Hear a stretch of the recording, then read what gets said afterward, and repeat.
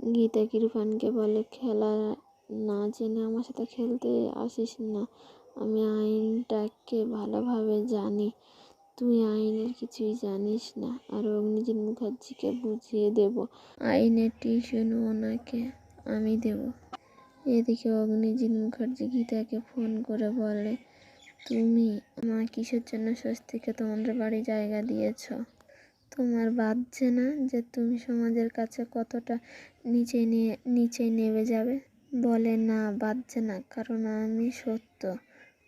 আর হতে পারে স্বস্তিক মুখার্জি কাউকে ভালোবাসে, তার মানে এই নয় সম্পর্কটাকে সে বয়ে বেড়াচ্ছে। আপনাদের চোখ আর মানসিকতা কুৎসিত, তাই এই প্ল্যান বসেছে কৃপান আর আপনাদের বাড়ির হবু জামাই ভজন মিত্তির। অগ্নিজিৎ মুখার্জি বলে, ভজন কি করেছে? গীতা বলে, সেটা তো আমি কোর্টে প্রমাণ করে দেব। স্বস্তিক মুখার্জি তো আপনার ছেলে, আপনি তাকে ভুল বুঝলেন কি করে? মিডিয়া আর যেসব আমার ব্যাপারে কথা জানে, সেই সব কথা আপনাকে একদিন সব ফিরিয়ে দিতে হবে। আপনাকে একদিন লজ্জিত হতে হবে। আপনার ছেলে আমার স্মৃতিতে সিঁদুর পরিয়ে দেবে। আমি আপনার এমন হাল করব না যে টিস ছেড়ে দেবেন, কোর্টে ঢুকতে পারবেন। অগ্নিজিৎ মুখার্জি, আমি কোর্টেও ঢুকবো, প্র্যাকটিসও করব। তোমাকে শাস্তি দিয়েছে আর সাত্বিককে তুমি তোমার স্বামী কোনোদিনও বলবে না। আমি অন্য জায়গায় বিয়ে দেব, তোমার সাথে এই পরিবারের কোনো সম্পর্ক নেই।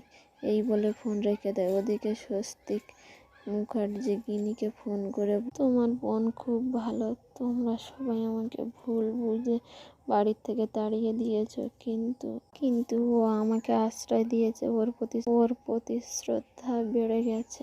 আমি জানি কখন তোমরা সবাই মিললে কিন্তু সম্পর্কটাকে কুৎসিত করেছো। সেই মুহূর্তে গীতা এসে স্বস্তিককে একটা ভালোবাসা পাওয়ার জন্য অপেক্ষা করছে। তাকে একটু ভালোবাসুন। ও যা কিছুই করছে আপনার জন্য, ইনসিকিউরিটি থেকে করছে। আর যা যা ঘটেছে আমি আপনাকে সব ফিরিয়ে দেব, আপনি সব কিছু ফিরে পাবেন। আমি যাই হোক, মা খেতে দিচ্ছে, খেয়ে নিন। এই বলে গীতা সেখান থেকে চলে যায়। অন্যদিকে অগ্নিজিৎ মুখার্জি স্বস্তিকের সাথে দেখা করতে এসে ইমোশনাল হয়ে পড়ে। স্বস্তিকের সাথে দেখা করতে এসে